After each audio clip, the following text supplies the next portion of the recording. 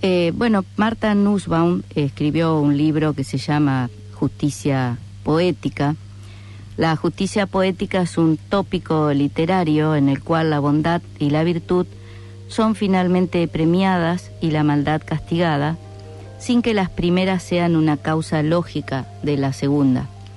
En ese libro hay un capítulo que se llama Emociones Racionales y tiene que ver con una discusión que se da en el panorama de la filosofía norteamericana actual, de los que por un lado plantean esto que decíamos en la editorial, que la política y los derechos humanos tienen que ver con emociones, el reconocimiento de la humanidad del otro es una emoción, está basado en una emoción, ante lo que ellos declaran la imposibilidad de un reconocimiento racional de la humanidad del otro. Richard Rorty, que es uno de los que debaten siempre con Martha Nussbaum, escribió un artículo que se llama Derechos Humanos y Sentimentalismo, que sería otra de las corrientes que están ahí, digamos, en la discusión. Y él dice que, por ejemplo, en guerra todo está permitido, porque el enemigo es alguien a quien hay que destruir, hay que eliminar. Entonces no existe una posibilidad de un reconocimiento racional de esa humanidad, de esa otredad en el enemigo. También se introduce siempre esta distinción entre enemigo y adversario. El enemigo está en el campo de batalla y en política somos adversarios, opositores entre nosotros o oficialistas en algunos casos de quienes están gobernando, y ahí la discusión del adversario tiene que ver con otras prácticas, pero aún así esas prácticas, si son únicamente pensadas desde las emociones, tenemos que ver que el riesgo está en que no todas las emociones son positivas, no todas las emociones son constructivas. ¿Y qué hacemos con aquellas emociones como el odio, como la necesidad de venganza, que hoy se habla tanto también, hasta se llegó a plantear la existencia, la posible existencia de un ministerio de la venganza? Y bueno, la venganza es lo opuesto a la justicia. Cuando se pide venganza es porque no hay justicia. Son dos cuestiones bien diferenciadas. Pero también es cierto que podemos caer en una racionalidad sin sentimientos, y sí que nos podemos ir al otro extremo del planteo. Y es ahí donde muchas veces se necesita ver al otro desde un sentimiento positivo. Bueno, en este momento Sabrina Berlo, que está por empezar su columna de problemáticas de género, está en comunicación con Carolina Brandariz, sí. Así es. Vamos a hablar un poco de esto de economía del cuidado, ¿no es cierto? Carolina, ¿cómo estás? Hola Sabrina, ¿cómo están? Bien, desde las Sofistas te saludamos, queríamos que cuentes un poco de qué va a tratar. Esta tarde estás en la Facultad de Ciencias de la Educación, vas a tener una charla, un intercambio con todos los que se acerquen allí a esa unidad académica, y bueno, que cuentes un poco a los oyentes de las Sofistas de qué se trata este planteo de No es Amor, de esta compilación que se han realizado en torno a esta economía del cuidado. Bueno, sí, nosotros vamos a estar mañana en la Facultad de Ciencias Económicas. La propuesta del libro tiene que ver con recuperar un planteo que viene haciendo el feminismo respecto a toda una estructura de mercado, del mundo del trabajo que las mujeres vivimos con mucha desigualdad, y que parte del gran nudo que genera esa desigualdad está vinculado a que nosotras somos las que culturalmente nos hacemos cargo de las tareas del cuidado, y hacernos cargo de las tareas del cuidado supone un aporte económico a la sociedad que no reconoce ni social ni salarialmente ese aporte económico, que no reconoce ese trabajo.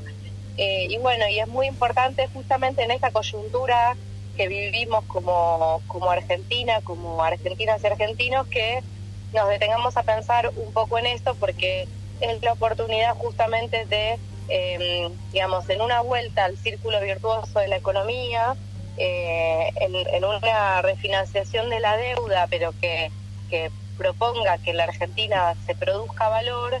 Bueno, hay un trabajo que existe, que no está reconocido como empleo, que no está reconocido salarialmente, y es el que ejercemos millones de mujeres y que a su vez nos deja en desventaja a la hora de desarrollarnos plenamente en términos laborales. El libro que vamos a presentar mañana es una compilación que tiene textos de feministas y economistas y que justamente todos plantean esta temática como una temática central en el mundo que vivimos. Así es, desde la gestión pasada el gobierno de Cristina Kirchner había avanzado muchísimo en materia de reconocimiento de derechos a aquellas personas que se habían desempeñado en los cuidados y en la economía del hogar, y bueno, hubo un retroceso recientemente con las políticas instauradas desde Mauricio Macri. ¿Cómo lo ven ustedes como colectivo, como autoras que se han hecho carne de esta problemática?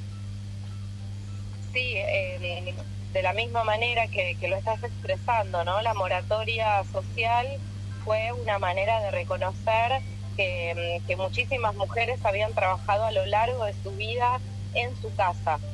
Imagínense que cuando estamos hablando del universo de las mujeres trabajadoras, estamos hablando que solamente el 40% tiene seguridad social, tiene aportes patronales.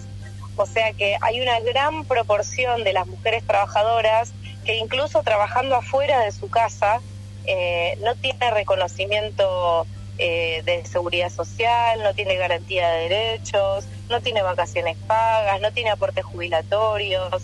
Bueno, entonces en un Estado que no regula que haya un mercado que le garantice a las mujeres que trabajan sus aportes patronales, son doblemente victimizadas cuando se les niega la posibilidad de jubilarse como garantía de derecho, ¿no es cierto?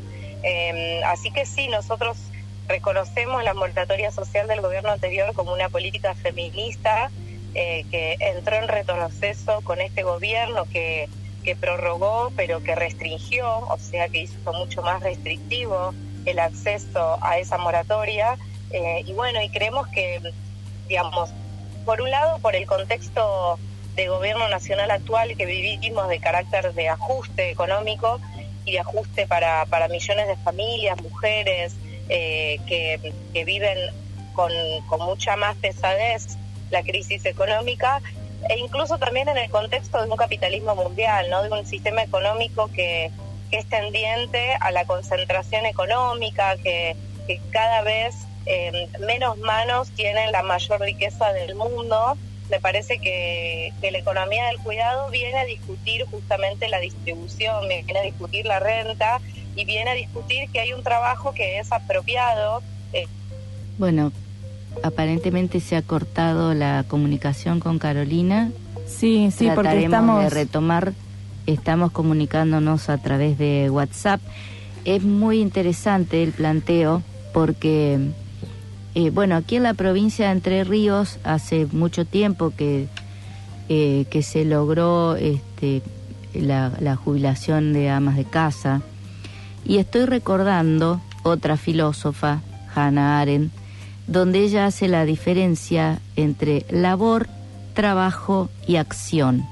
3 conceptos muy interesantes en las que Arendt dice, bueno, ¿qué es la labor? La labor es cualquier tipo de actividad que nosotros podamos hacer, una actividad manual, una actividad intelectual, pero que no es reconocida ni tiene ningún tipo de remuneración, es decir, que no ha entrado en ningún circuito. Y bueno, ahora hemos retomado la comunicación y después yo voy a continuar desarrollando esta distinción que hace Arendt. Bueno, Caro, seguimos comentando el tema de justamente del retroceso que se vivió este último tiempo en materia de economía del cuidado. Bueno, nosotros reconocemos como una política feminista el reconocimiento de la moratoria social para mujeres que trabajaron a lo largo de su vida. No sé si llegaron a escuchar, pero yo planteaba que solamente el 40% tiene del universo de las mujeres trabajadoras tiene aportes patronales y tiene seguridad social. Uh-huh. La mayor parte de proporción de mujeres trabajadoras no cuenta con los derechos laborales que tiene cualquier persona, como aportes jubilatorios, por ejemplo. Entonces el gobierno nacional actual está victimizando doblemente a esas mujeres, porque no solamente no es un Estado que regule que el trabajo que se garantiza a las mujeres tengan derechos, sino que a su vez le impide la posibilidad de jubilarse. Entonces, digamos, es un debate actual por la coyuntura en la cual vivimos el conjunto de los argentinos y de las argentinas, porque las medidas neoliberales y las medidas de ajuste han pesado más sobre las espaldas de las mujeres, pero bueno, también, además en el contexto nacional, también en el contexto mundial, uh-huh. porque vivimos en un sistema económico en el cual cada vez hay mayores niveles de concentración y cada vez menos manos concentran la riqueza de millones y de millones de personas. Entonces creo que este planteo, que es del movimiento feminista, que es un movimiento que está protagonizando no solamente lo que ocurre en nuestro país, sino en distintos continentes, en distintos países de distintos continentes, es un planteo que es urgente porque es un planteo de distribución de la renta. Así que me parece que es muy oportuno poder plantear este debate. Creo que el libro fue una herramienta para dar un debate que es oportuno, que el movimiento feminista está planteando, que bueno, en nuestro país emergió con el 3 de junio del 2015, a partir del primer grito de ni una menos, de ni una mujer menos víctima de violencia de género, pero que bueno, que lo que soporta esa violencia también, eso que se presenta como violencia de género, se solventa en una plataforma de desigualdad donde las mujeres tenemos un lugar de subordinación en la sociedad, producto del lugar que ocupamos también en el mundo del trabajo. Sí, donde hay una naturalización, Carolina, del rol de la mujer, donde profesional, maternal y cuidadosamente en cuanto a las tareas domésticas, hay una especie de triple rol donde se naturaliza completamente que la mujer tiene que tener energía suficiente para abordarlos, y donde no hay un reconocimiento a un trabajo que es el trabajo de las tareas de cuidado. ¿Cuáles te parece que son las claves para dar esta batalla cultural y para que realmente haya un cambio en la idiosincrasia de este pensamiento que tiene naturalizado y totalmente incorporado el cuidado, no entendiéndolo como un trabajo remunerado, ¿no? Yo creo que varias cuestiones. Cuando hablamos de economía de cuidado hablamos de muchísimas cosas, hablamos del cuidado de nuestros hijos, hablamos del cuidado de las personas mayores, hablemos del cuidado de los enfermos, hablamos del cuidado de las personas discapacitadas. Me parece que en primer lugar las feministas tenemos que instalar el tema públicamente. Me parece que es muy importante en primer lugar instalar el tema públicamente, sensibilizar al conjunto de la sociedad de la sobrecarga de trabajo que tenemos las mujeres, que nos impide acceder a cargos de representación, que nos impide acceder a puestos jerárquicos, que nos impide desarrollarnos plenamente en términos laborales.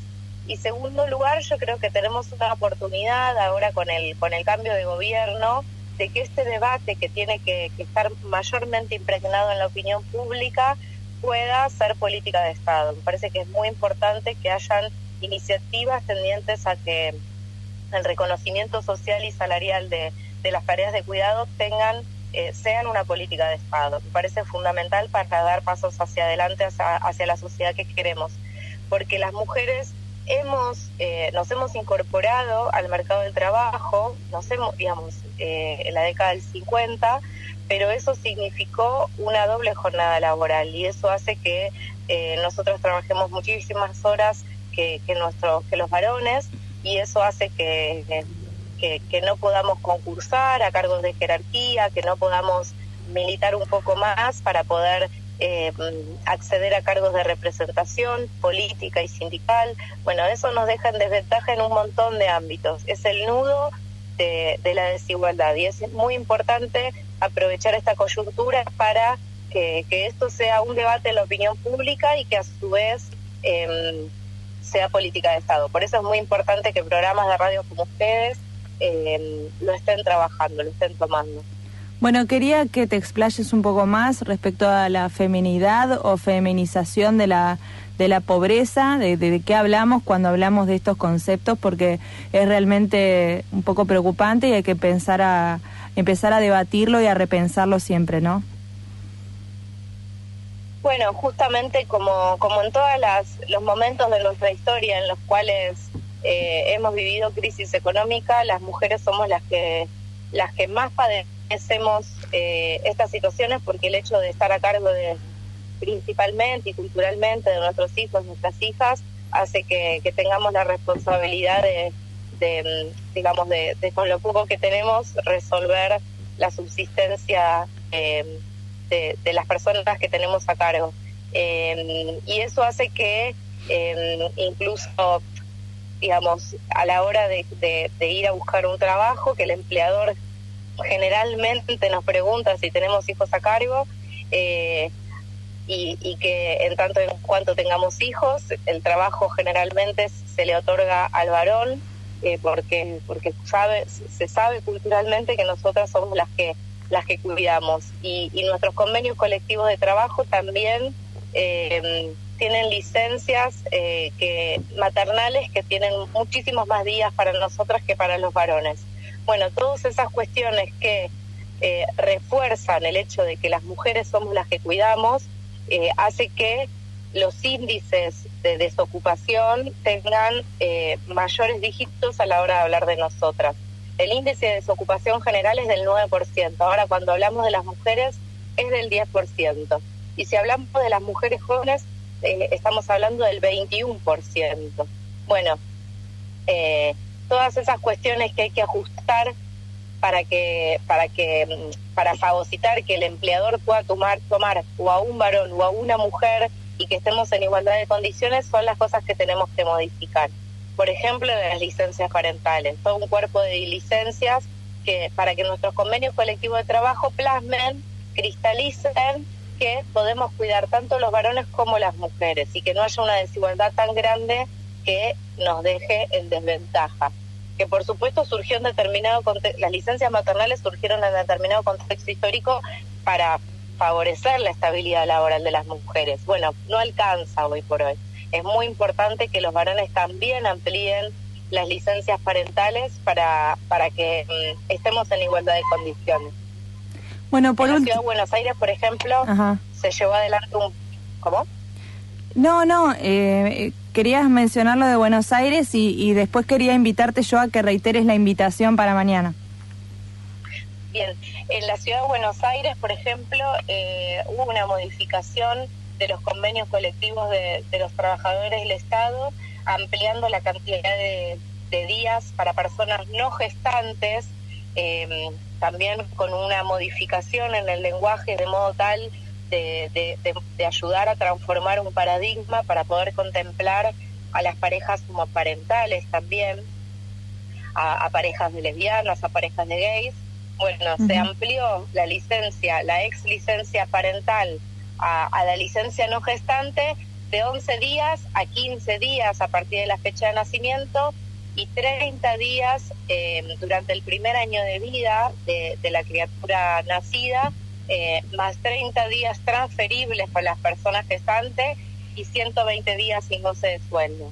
Yo creo que eso tiene que ser un poco, digamos, una punta de lanza para que distintos convenios colectivos de trabajo amplíen las licencias para personas no gestantes, para que construyamos un mundo del trabajo con mayor igualdad. ¿Estamos acá? No, pensé que había perdido la comunicación. Pensé que se me había perdido la comunicación. No, bueno, y mañana vamos a estar trabajando todos estos temas en la Facultad de Ciencias Económicas de la Universidad de Entre Ríos a las 6 de la tarde. Así que invitamos a todos y a todas a participar de este debate. Bueno, muchísimas gracias Carolina Brandariz por estar presente en Las Sofistas a través de la comunicación telefónica y contarnos de qué se trata la propuesta. Mañana te estaremos acompañando. Gracias por la comunicación. Muchas gracias a Las Sofistas por dar lugar a este debate en el programa de radio.